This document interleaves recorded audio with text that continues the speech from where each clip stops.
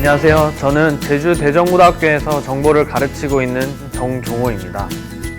인공지능으로 있는 세계라는 주제로 제주 인공지능 교사 교육연구회에서 실제 학교 현장에서 적용한 인공지능 수업에 대해서 발표를 하려고 합니다. 먼저 인공지능 교사 연구회 소개를 드리자면 예전부터 정보 소프트웨어 교육에 관심이 많았던 초등학교 선생님 4분이랑 그 다음에 중학교 선생님 1분, 그리고 저를 포함한 고등학교 선생님 2분이 연구회를 구성하고 있습니다. 저희 인공지능 교육 교사 연구회는 전국에 몇 없는 초중고 선생님들이 다 속한 동아리입니다. 저희가 이제 1학기 초반에 수업 개발을 하고 그리고 1학기 말부터 실제 수업에 적용하고 그리고 그 후 시사점을 끝으로 발표를 마무리하도록 하겠습니다. 먼저 수업 개발 모형인데요. 초등학교에서는 아무래도 인공지능의 난이도가 있기 때문에 인공지능 이해와 체험 위주의 수업을 생각을 했고요. 그리고 중등에서는 머신러닝, 딥러닝을 이해하고 실제 실습을 하면서 프로젝트 수업을 기획을 했습니다. 그래서 실생활의 데이터를 이용해서 주변의 문제를 해결할 수 있는 인공지능 모델을 한번 만들어 보자가 저희 목표였습니다. 그래서 먼저 인공지능과 이어지는 선생님인데요. 여기서의 선생님은 초등학교 선생님입니다. 그래서 저희 연구회 초등학교 선생님들은 인공지능 이해 수업을 할 때 크게 EBS 영상이라든지 그 세계적인 IT 기업에서의 그 인공지능 이야기를 중심으로 수업을 풀어나갔습니다. 그래서 학생들이 지루하지 않게 그리고 인공지능이 뭔지를 알기를 이야기를 통해서 풀어나갔고요. 그 다음이 이제 체험입니다. 지금 온라인상에 간단한 인공지능 체험 사이트들이 많은데요. 그 중에서도 킥드로우라든지 오토드로우라든지 5가지를 선택을 했고요. 3가지는 선생님이 보여주는 식으로 수업을 진행했고 그 다음에 2가지는 실제로 학생들과 체험을 해봤습니다. 그래서 그 체험한 것 중에 하나가 먼저 N블록입니다. N블록에서 이 확장 AI 블록을 활용해서 사람에게 날씨나 미세먼지를 알려주는 로봇을 체험했습니다. 기후 데이터나 미세먼지 데이터나 번역 확장 등이 있어서 초등학교 학생들에게 이제 인공지능을 체험해 주기에 적당한 그런 플랫폼이었던 것 같습니다. 이렇게 실제로 수업 과정안도 만들었고요. 이제 수업에 적용하기 전에 준비를 많이 했습니다. 이런 식으로 확장 블록 하나하나에도 어떻게 수업을 할지 고민을 많이 했고요. 네, 그 다음은 머신 러닝 for 키즈인데요. 인공지능 중에서도 컴퓨터를 학습할 수 있는 체험을 할 수 있는 플랫폼이에요. 그래서 그 훈련 플랫폼을 이용해서 인공지능 게임을 만드는 체험을 구성을 했습니다. 그래서 이렇게 나라 이름과 도시 이름을 나열을 해서 나라 이름 혹은 도시 이름을 가지고 인공지능의 훈련을 체험하는 것을 진행을 했는데요. 이렇게 2가지 체험을 통해서 학생들이 인공지능이 실제로 어떻게 훈련을 하고 그 다음에 결과를 출력을 하는지를 수업을 구성을 했습니다. 네, 그래서 이런 식으로 실제로 과정안도 제작을 했고요. 그 다음은 머신러닝과 딥러닝으로 이어지는 선생님입니다. 여기서의 선생님은 이제 중고등학교 선생님입니다. 먼저 인공지능 개념 자체가 어려운 부분이 많아서 저희는 먼저 스터디를 했습니다. 그래서 올해부터 제주 소프트웨어 인공지능 수업 동아리를 만들어서 인공지능 나눔 발표를 하면서 인공지능을 공부를 많이 했고요. 그리고 인공지능 교사 연구회에서 또 따로 3명, 중학교 선생님 1분이랑 고등학교 선생님 2분이서 스터디를 했습니다. 그래서 모두의 딥러닝이라든지 밑바닥부터 시작하는 딥러닝 이런 책을 보면서 저희가 접하지 않았던 부분이라서 공부를 먼저 하는 게 중요하다고 생각을 했고요. 이런 식으로 구글 클래스룸에 실제로 발표도 하고 실습도 한 자료도 올렸고요. 그리고 이렇게 제주 소프트웨어 인공지능 수업 동아리라고 구글 클래스룸도 만들어서 인공지능 나눔도 하고 그 다음에 소프트웨어 수업 나눔도 진행을 했습니다. 이제 그 후에 수업 자료를 개발을 했는데요. 크게 이 4가지의 중심을 둬서 수업을 준비했습니다. 올해는 특이하게 코로나로 인해서 온라인 수업도 병행으로 준비해야 하는 점이 있었어요. 그래서 이야기 중심과 실습 그리고 학습지를 만들어서 온라인 수업 때는 이야기 중심으로 인공지능의 개념을 이해하고 그리고 실제로 등교 수업 때는 실습을 통해서 수업을 하는 것을 기획을 했고요.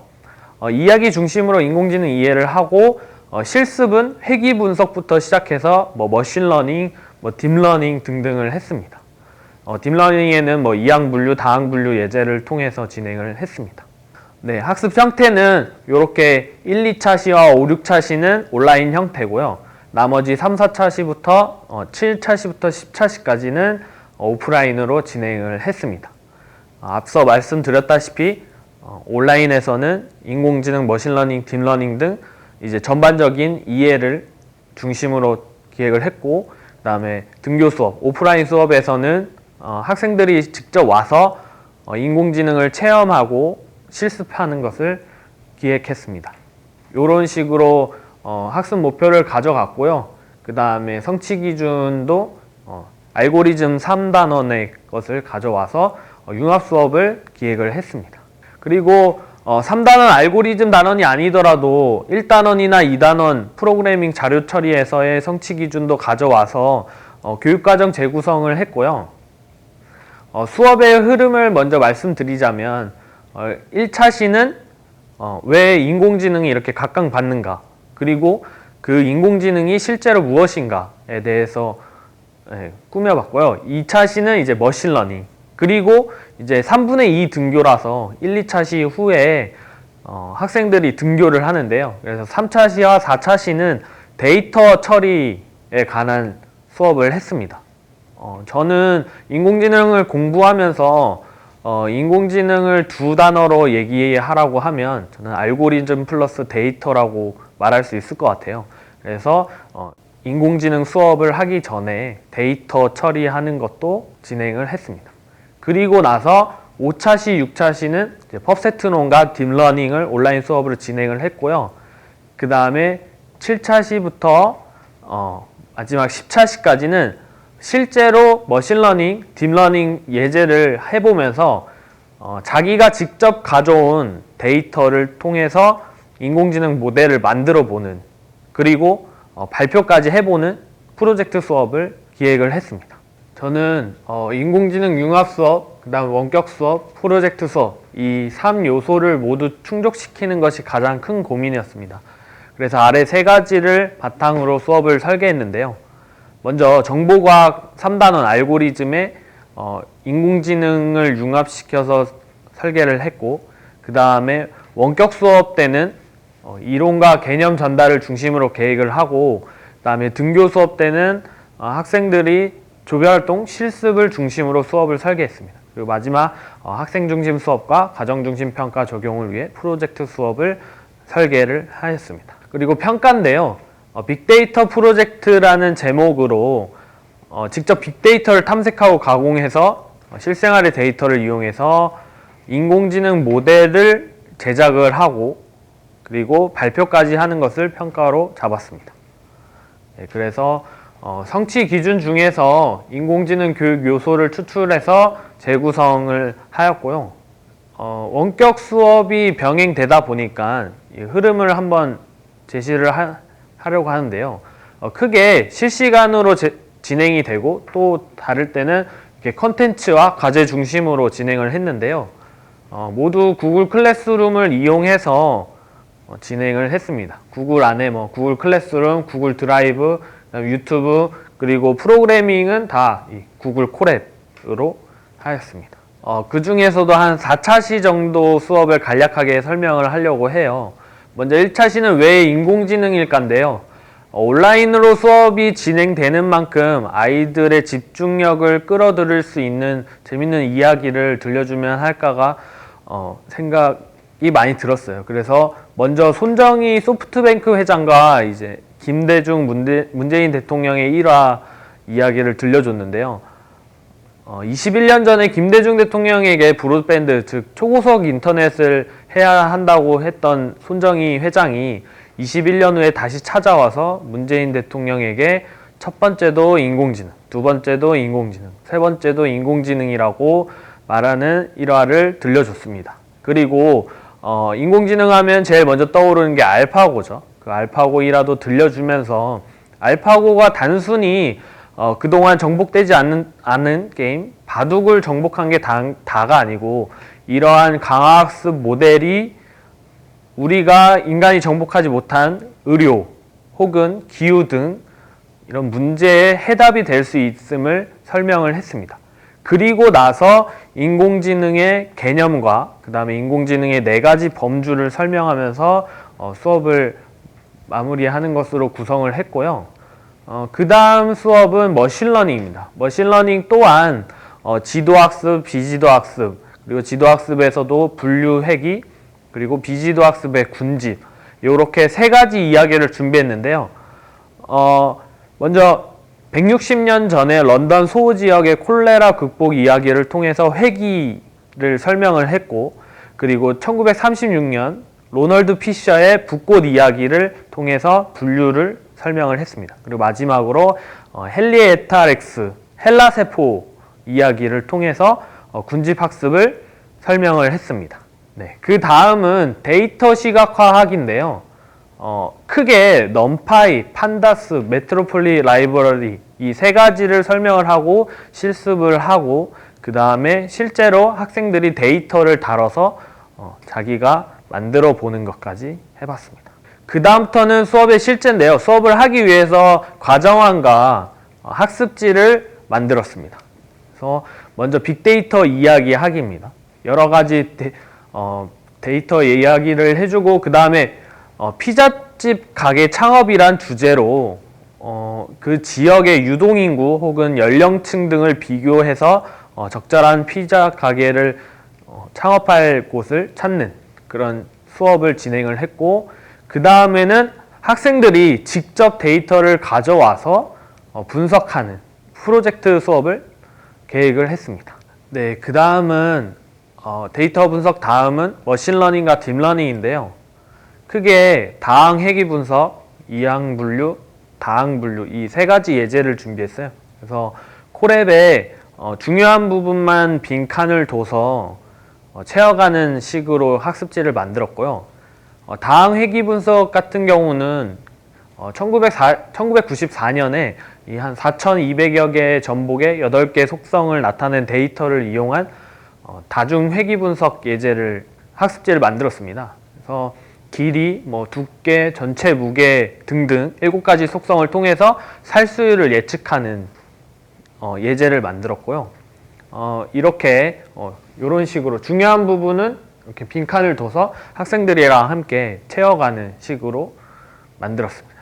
그 다음에 이항 분류는 초기 당뇨병 예측 데이터 셋인데요. 이 역시 2020년도에 520명의 15가지 속성을 통해서 초기의 당뇨병을 예측하는 예제를 만들었습니다. 그래서 성별, 그 다음에 조갈증, 그 다음에 체중 변화, 가려움 이런 등등을 가지고 초기 당뇨병을 예측하는 예제를 만들었습니다. 이런 식으로 데이터를 보여주고 그다음 데이터 가져오는 거, 그 다음에 데이터를 학습셋과 그 다음에 테스트 셋으로 분리하는 거 등등 예제를 쭉 만들었고요. 마지막은 이제 다항 분류. 제일 유명한 엠리스트 데이터의 손글씨 분류로 학습지를 만들었습니다. 그리고 저희가 만든 이런 수업 개발을 가지고 실제로 수업을 적용을 해본 사례를 말씀드리려고 합니다. 그래서 이번에는 인공지능과 이어지는 아이들입니다. 여기서의 아이들은 초등학교 학생들입니다. 제주 동강초에 수업 사례를 가져왔어요. 그래서 동강초에서 지금 인공지능 2의 수업을 듣고 있습니다.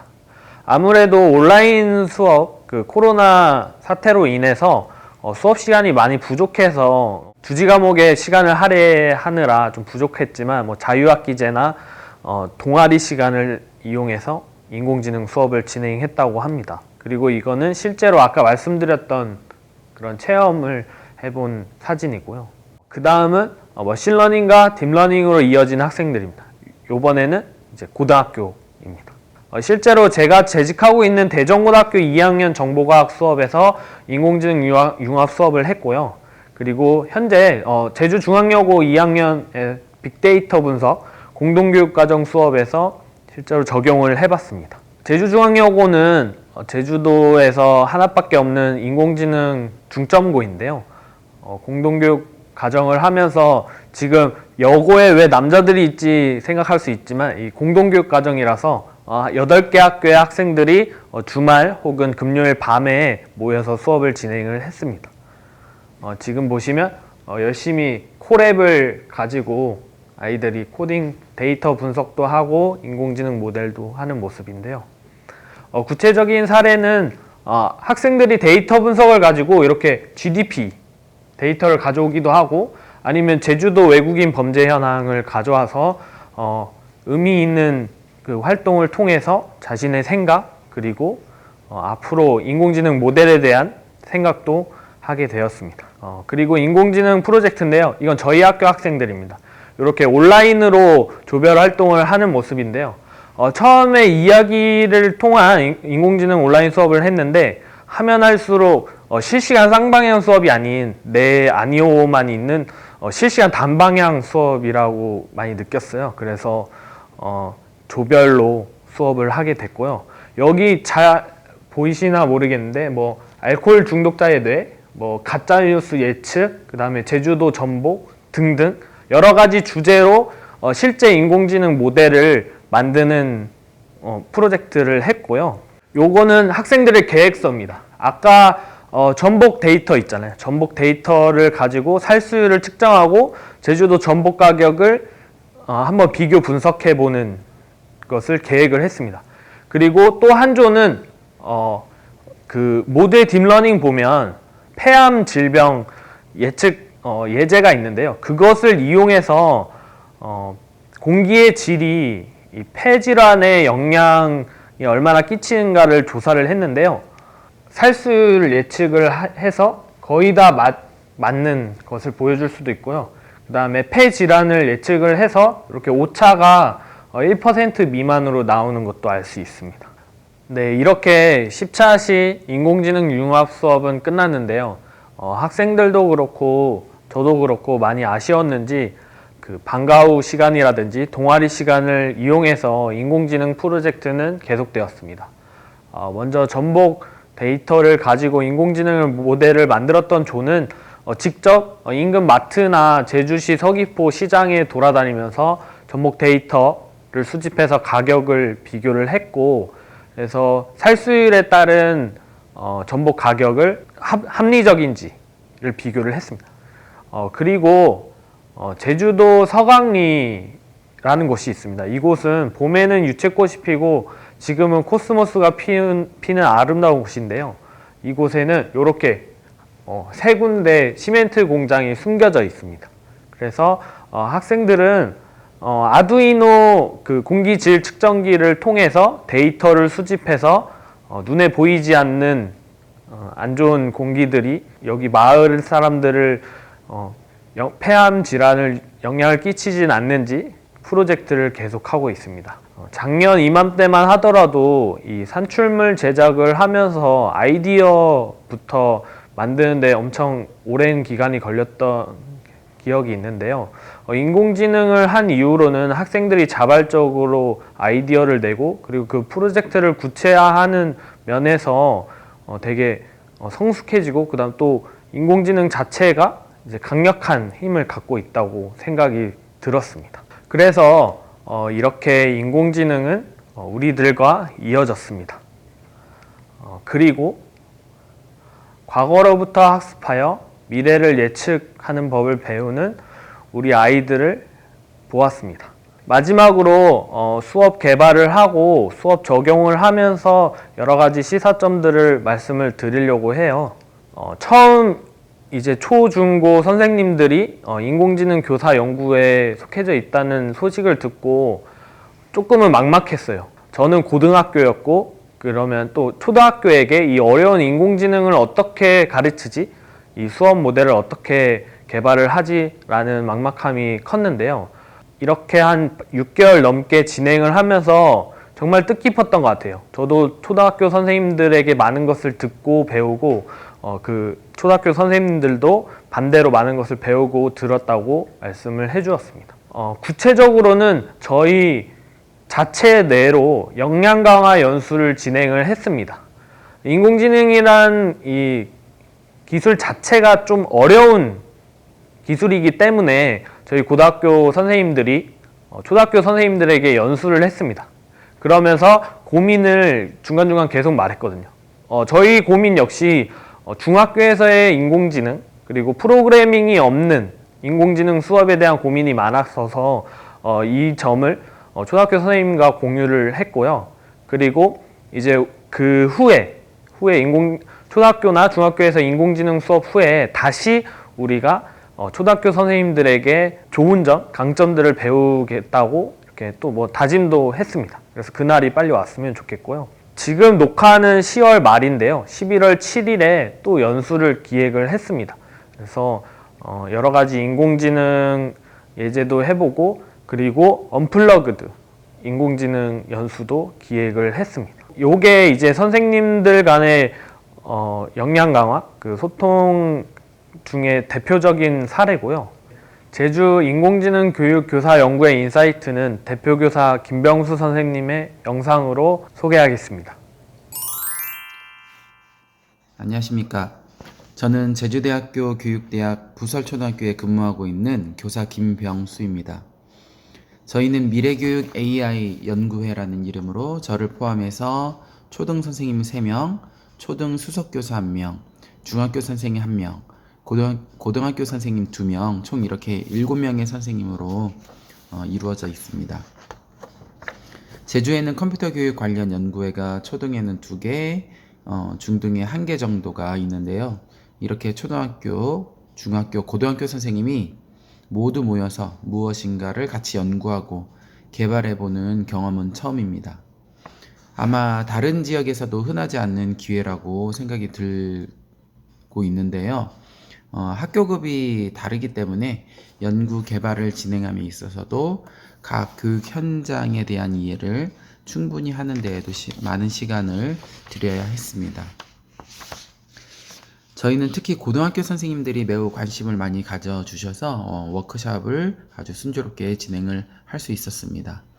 다행히 우리 회원들은 이제 파이썬 텍스트 코딩을 다 다룰 줄 알고 있기 때문에 바로 빅데이터가 무엇인지, 인공지능을 어떻게 활용하는지에 대한 어떤 기술적인 부분, 그리고 개념적인 부분을 배우게 되었고, 이를 통해서 다양한 프로젝트 수업에 대한 가능성, 그리고 각 학교급별로 그 한계에 대해서도 느끼고 공유하는 자리가 되었었습니다. 그러한 이야기의 핵심은 최대한 코딩에 대한 수준이나 장벽은 낮추되 인공지능에 대한 개념 이해와 활용은 최대한 높여서 이를 어떻게 학생들 자신들의 문제 해결에 도움을 주게 할 것인가에 대한 수업에 대한 과정과 그 결과물에 대한 고민이었습니다. 다행히 고등학교에서 올해 후반기에 적용까지 잘 진행된 걸로 보아서 의미 있는 연구가 진행되지 않았나 생각을 했었습니다. 아쉽게 초등학교에서는 소프트웨어 교육 시간이 6학년에 집중되어 있고 이제 최대라고 치면 그렇고 평균적으로 한 17시간 정도 마련되어 있는데요. 올해 같은 경우에는 코로나19로 인해 원격 수업이 장기화되고 온라인에서 가능한 소프트웨어 교육을 미리 전반기에 해버리는 학교들이 많이 있었습니다.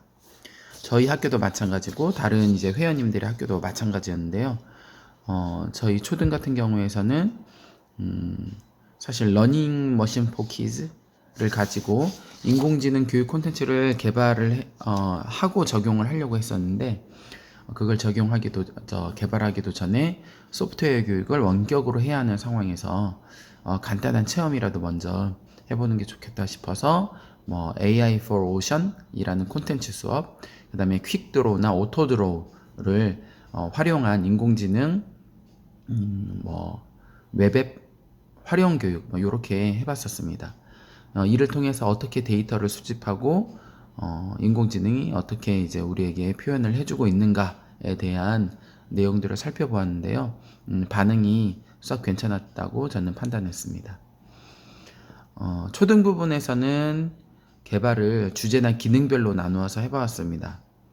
물론 이제 중등에서도 마찬가지로 어떤 빅데이터, 인공지능을 나눠서 하는 것처럼 저희는 그거를 이제 기능별로 먼저 나누어 보았는데요.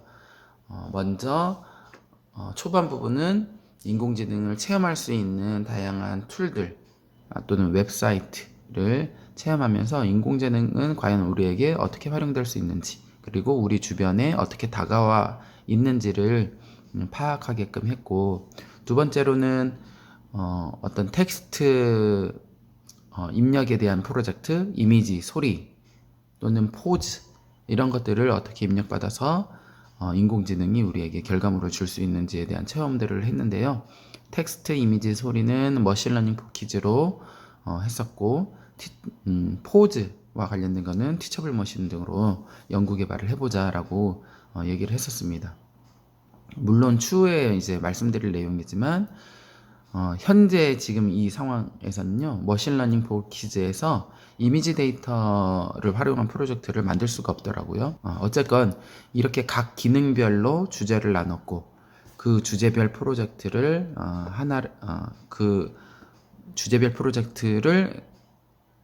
그 안에 들어가 보면 초반 단계에서는 그런 기능적인 활용 예시 아니면 그걸 따라해 보면서 이런 기능이 있다라는 것을 학생들에게 인지시켜 줬고, 두 번째 단계에서는 이러한 기능을 통해서 우리가 어떻게 일상생활의 문제를 해결할 건가, 응용할 건가를 이제 논의해 볼 수 있는 시간 또는 질문들을 던져줬고요. 세 번째에서는 그러면 그걸 직접 한번 구현해 보자 라는 식으로 이제 프로그램을 전개했습니다. 중등에서도 이제 거의 비슷한데요. 파이썬을 초반부터 다 이제 가르쳐 주지는 않더라도 개념에 대한 이해에서부터 바로 이제 그것들을 어떤 모듈이라든지 라이브러리를 활용할 수 있는 코딩을 바로 들어감으로써 먼저 체험해보고 이를 활용해서 많은 데이터에서 어떤 의미 있는 결과를 도출해낼 것인지를 고민하게끔 하는 프로그램을 개발하는 걸로 알고 있습니다. 물론 파이썬을 잘하는 친구랑 그러지 않은 친구에 대한 어떤 갭 차이는 있었던 걸로 저는 이제 들었습니다. 현재 실제 인공지능을 이용할 수 있는 모듈들은 텍스트 코딩을 이용하면 상당히 막강해집니다만은 모든 학생들이 이를 이용할 수 있도록 장벽을 낮추기 위해서는 블록 코딩도 괜찮겠다라고 생각을 하고 있습니다. 또는 블록 코딩이 아니더라도 텍스트 코딩 없이도 개념 이해를 통한 소프트웨어 활용만으로도 다양한 데이터들을 바로 인공지능 파워를 이용해서 그걸 체험하고 유의미하게 자신들의 어떤 결과물들을 만드는 어떤 수업 프로젝트가 좀 의미가 있겠다라고 생각을 했습니다. 이에 대한 연구도 이제 우리 연구에서는 추후에 이번 창의재단에서 지원하는 연구회 뿐만 아니라 지속적으로 이것을 연구해서 우리 제주도 지역에서도 인공지능이 무엇이고 어떻게 활용될 수 있고, 또는 교사들은 어떤 준비를 해야 하고 어떤 수업 사례가 있을까라는 연구를 지속적으로 해야 되겠다. 왜냐하면 이게 소프트웨어 교육 쪽에서는 사실 정보 컴퓨터 교육에 관심 있는 선생님들은 상당히 소프트웨어 교육할 때도 초반에는 많이 관심을 보였지만 이게 점점 시간이 지나면서 어려워지기도 하고 또는 이제 복잡해지는 것을 그냥 그게 당연한 것처럼 느끼다 보니까 인공지능 교육에서도 나중에는 선생님들의 실력을 이제 보여주는 것처럼 돼버리면 안 되겠다. 이게 수준을 더 낮춰서 정말 인공지능을 활용해서 학생들에게 무한한 어떤 창의력이라든지 문제 해결력을 줄 수 있는 활용 역량을 키워주는 것을 조금 더 중시하는 게 좋을 수 있겠다라는 의견도 많이 나왔었습니다. 그래서 우리 연구에서는 지속적으로 이를 연구해서 지역 교육의 어떤 이바지를 해보자라고 얘기를 하고 있습니다. 저희 연구에서는요, 무료로 공개된 AI 교육 플랫폼을 활용해서 다양한 교과를 융합한 AI 교육 프로그램, 교육 프로그램의 교수학습 방법 및 콘텐츠 개발 연구를 하고 있습니다. 자세한 프로그램 내용들은 아마 이제 대전고등학교 정종호 선생님께서 설명하고 계실 거라고 생각이 되는데요. 저는 연구의 활동을 하면서 말씀드릴 수 있는 부분을 몇 가지 정리해서 말씀드리려고 합니다. 먼저 우리 교사들이 인공지능에 대해 얼마나 많이 알고 있나 하는 것입니다. 좀 더 나아가자면 그 인공지능에 대한 임팩트를 몸소 느끼고 있는가라는 것이죠. 제 생각에는 소프트웨어 교육 때에도 마찬가지고 지금도 그러하지만 초등 선생님 중에서는 컴퓨터를 조금 좋아하시는 분, 관심이 있는 몇몇 분들이 이제 소프트웨어 교육에 참여를 하시는 것 같고 중등에서는 정보 선생님들만의 이슈였지 않았을까, 소프트웨어 교육이 그렇게 생각합니다. 인공지능 교육도 마찬가지가 되어버리면 안 되겠다 생각합니다. 즉, 정보 교과뿐만 아니라 수학, 과학 분야를 통합하고 또 수학, 과학뿐만이 아니라 그걸 더 넘어서서 학교의 모든 교육 활동에서 융합이 전방위적으로 일어나야 되고 거시적으로 그리고 있는 인공지능 교육의 모습으로 나아갈 수 있도록 학교 교육에 장착해야 되지 않나 라고 생각을 해봅니다. 둘째는 우리나라만의 어떤 인공지능 교육 플랫폼을 가질 수는 없을까라는 얘기입니다. 쉬운 예로 아까 앞서 말씀드렸듯이 머신러닝 for kids라는 어떤 서비스에서 이미지 프로젝트가 지금은 되지 않습니다. 이렇게 교사나 학생들이 계속 이주민처럼 생활을 할 수는 없다. 교육 활동을 할 수는 없다라고 생각이 됩니다. 그래서 이게 국가적으로 또는 어떤 교육청이나 지역 단위에서나 꾸준하게 뭔가를 사용할 수 있는 하드웨어적인 지원뿐만 아니라 이렇게 소프트웨어적인 지원이 돼야 될 시기다라고 생각을 합니다. 그리고 세 번째 얘기는요, 활동 시간에 대한 내용입니다. 코딩 경험이 있는 학생들과 그렇지 않은 학생들 간에는 인공지능을 활용하는 유연성이 확실히 달랐습니다. 이거는 공통적으로 초등, 중등 선생님들이 다 입을 모아서 얘기하는 겁니다. 즉, 인공지능 교육과 함께 소프트웨어 교육이 선행되면 매우 효과적이겠다라는 생각을 했습니다. 그러나 현재의 교육과정에 배정된 시수만으로는 그것이 되겠는지 의문입니다. 교과 융합해서 하면 된다. 주제 융합해서 하면 된다라고 말들을 할 수도 있겠지만 사실 시수 확보를 정확히 하지 않고 융합만을 주장한다는 것은 사실 알아서 해라 라는 말처럼 들릴 뿐입니다. 그리고 마지막으로 말씀드릴 수 있는 것은 어떤 인공지능에 대한 모호함에 대한 경계입니다. 가끔 인공지능 프로젝트에서 어떤 결과에 대한 확신이 없을 때가 있습니다. 물론 이제 과정에 대해서도 애매할 때가 있고요. 그래서 가끔은 그 인공지능에 의지하는 것보다 이 문제는 자신의 논리대로 문제를 해결하는 것이 훨씬 교육적인 효과가 많겠다라고 생각을 했었습니다. 즉, 이게 인공지능이 어떠한 논리로 이러한 결과를 만들어냈는지에 대한 우리는 그 과정을 들여다볼 수 없기 때문에 어떻게 보면 어린 학생들에게는 논리적 사고력을 더 높여야 될 필요가 있을 때에는 그것을 더 확실하게 잡아주고 가는 게 좋지 않을까라고 생각이 들어서 인공지능에 의지해버리는 태도를 좀 경계해야 될 필요가 있다. 그리고 그 인공지능을 활용하는 것이 어떤 문제를 해결하는데 하나의 과정이다라는 것을 인식시켜 주는 것이 매우 중요할 수 있다고 생각했습니다. 앞으로 인공지능이 사회를 어떻게 변화시킬지는 아무도 모르는 이야기입니다. 우리의 삶의 많은 영역에서 존재하리라는 것은 하지만 누구도 부인하지 못하는 사실입니다.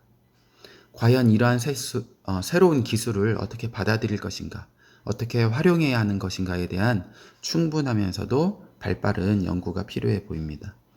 이를 통해 앞으로의 사회에 살아갈 우리의 어린 학생들이 자신들의 역량을 확장하는 막강한 도구가 되어 자신들이 바라는 좀 더 나은 세상에 살아갈 수 있기를 바랍니다. 감사합니다. 영상 잘 보셨나요? 저희 제주 인공지능 교육 교사 연구회는 올해 급하게 만들어졌지만 1년 동안 진행을 하면서 의미 있는 발전이 있었다고 생각합니다. 그리고 일회성으로 머무는 것이 아니라 내년 그리고 지속해서 연구회를 이어나가려고 계획하고 있습니다. 구체적으로는 먼저 초등학교, 중학교에서도 할 수 있는 인공지능 수업, 그리고 프로그래밍 없이 할 수 있는 인공지능 수업 개발을 계획하고 있고요. 실제로 올해 겨울까지 개발을 할 예정입니다. 그리고 추후에는 지금 올해 인공지능 연구회에서는 고등학교에서 초등학교로 이렇게 전달이 많았는데 추후에는 초등학교에서 인공지능 수업의 우수점이 다시 고등학교로 적용이 되는 것을 계획하고 있습니다. 여기까지가 인공지능으로 이어진 이야기입니다. 어떻게 잘 들으셨나요? 어떻게 살까라는 책에 이런 구절이 있습니다. 삶의 품격과 인간의 존엄은 스스로 찾아야 한다라는 구절이 있는데요. 코로나 사태와 더불어서 인공지능 수업을 만들면서 스스로 찾기에는 벅찬 면이 많았습니다. 하지만 인공지능 교육 교사 연구회를 하면서 저 혼자였으면 못할 수업들을 만들고 그리고 의미 있는 학생들의 성장까지 보았습니다. 그래서 인공지능 수업을 계획하고 만드시고 계신 선생님들이 계시다면 더 많은 선생님들과 함께 할 것을 추천합니다. 혹시 저나 제주 인공지능 교육교사 연구회 질문이 있으시면 11월 23일 AI 수업 엿보기 수업 콘셉트에서 질의응답 시간을 가질 예정입니다. 많은 참여 부탁드립니다. 감사합니다.